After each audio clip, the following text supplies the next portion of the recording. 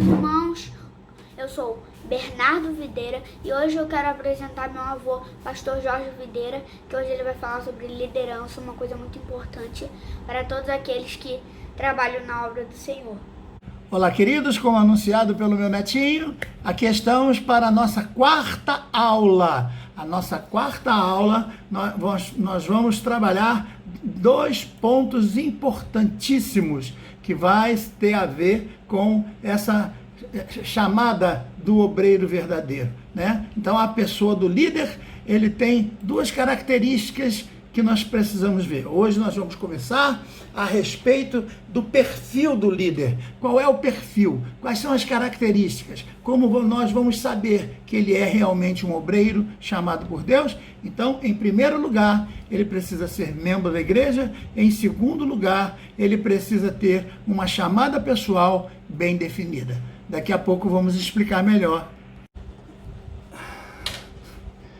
Olá, queridos, a paz do Senhor, estamos começando a nossa quarta aula de hoje, onde vamos falar sobre começar, né? Não vai dar para falar tudo na mesma aula, mas vamos começar a trabalhar o perfil do líder aprovado. Quais são as características? Como a gente reconhece, olhando para um líder, quando ele é realmente aprovado por Deus.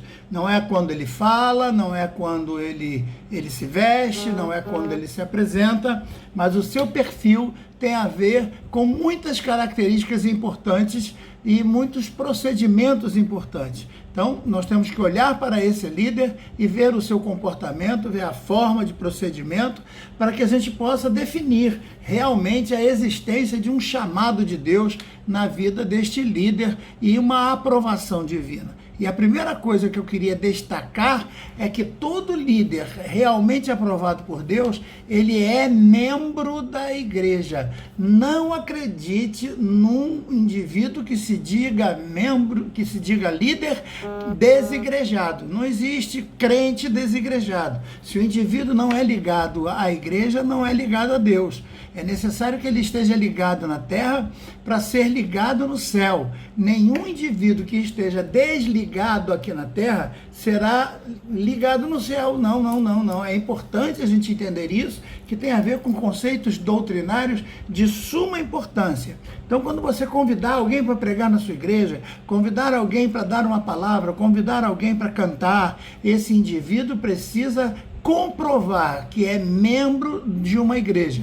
Ele tem que ser membro da igreja. Por quê? Porque nenhum pregador ou cantor merece crédito se não for membro assíduo de sua igreja. Porque olha o que Jesus disse, se referindo lá a Pedro, ele disse: edificarei a minha igreja e as portas do inferno não prevalecerão contra ela. Então veja que o texto é bem claro. As portas do inferno não prevalecem, não é contra o pregador. As portas do inferno não prevalecem, não é contra o pastor, a figura do pastor. As portas do inferno não prevalecem contra a igreja. Então, tem que ser membro da igreja para ter o poder de enfrentar as portas do inferno.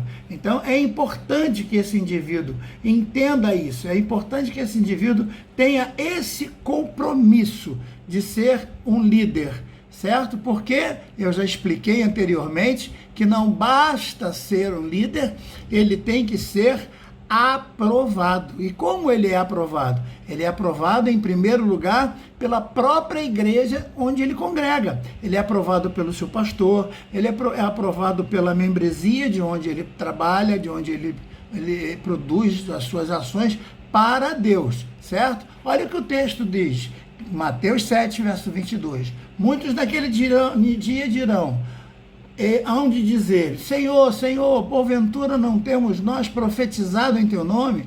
Em teu nome não expelimos demônios? Em teu nome não fizemos muitos milagres? E olha a resposta, capítulo 7, verso 23. Então lhes direi explicitamente: nunca vos conheci, apartai-vos de mim, que praticais a iniquidade. E eu fico pensando, como pode um Deus que é soberano, ele é onipresente, onisciente, onipotente, ele é onisciente, ele conhece tudo, conhece todas as pessoas, e ele vai dizer: apartai-vos de mim, nunca vos conheci. Então, esse conhecer tem a ver, que já é lógico que Jesus sabia que eles existiam, sabia quem era eles como pessoa, sabia as ações deles em todos os momentos, mas nunca conheceu eles como verdadeiros membros do corpo de Cristo, como verdadeiras testemunhas e nos cargos que eles dizem ter como líderes aprovados por Deus. Então é importante que um líder precisa ser membro da igreja. É importante demais. Se ele não é membro da igreja, ele não pode ser recebido como líder em lugar nenhum.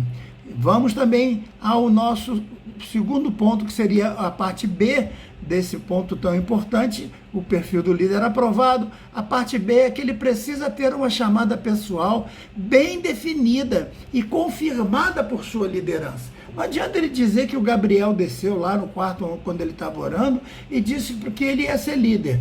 Ah, pastor, olha, Deus me chamou para ser pastor, Deus me chamou para ser cabeça e não cauda, Deus me chamou para sentar na mesa do rei. Isso é muito bonito quando é dito, mas isso tem que ser provado de alguma forma. E como a gente consegue provar isso? A gente poderia pegar o exemplo de algumas pessoas importantes. Veja esse texto de Atos capítulo 9, versículo 15. Mas o Senhor disse a Ananias: vai, porque este é para mim, se referindo a Saulo de Tarso, que depois vai ser Paulo, né? O apóstolo Paulo, este para mim um instrumento escolhido para levar o meu nome perante os gentios e reis, bem como os filhos de Israel. Então veja que há uma comprovação. Essas palavras não são do próprio Paulo a respeito de si mesmo, são palavras de Deus falando a Ananias. E repare que esse Ananias é um discípulo do Senhor completamente desconhecido no contexto bíblico, porque a Bíblia não fala dele antes, a Bíblia não cita ele antes, mas veja que neste momento a importância de Ananias para reconhecer que Saulo de Tarso realmente havia tido um encontro com Deus, e Ananias é o primeiro a fazer a confirmação dessa chamada do apóstolo Paulo. Então tem muita gente dizendo: não, eu quero ser chamado igual Paulo, eu não preciso dar satisfação a ninguém, ninguém precisa dizer nada sobre o meu chamado, é Deus que me dá o chamado, foi um chamado direto com Deus. Sim, o chamado de Paulo foi muito bonito, o encontro de Jesus com Paulo também foi muito bonito, mas teve que haver uma confirmação da liderança da igreja a respeito do chamado do apóstolo Paulo para que ele fosse o servo de Deus que ele dizia ser. Certo? Olha esse texto de Atos capítulo 13.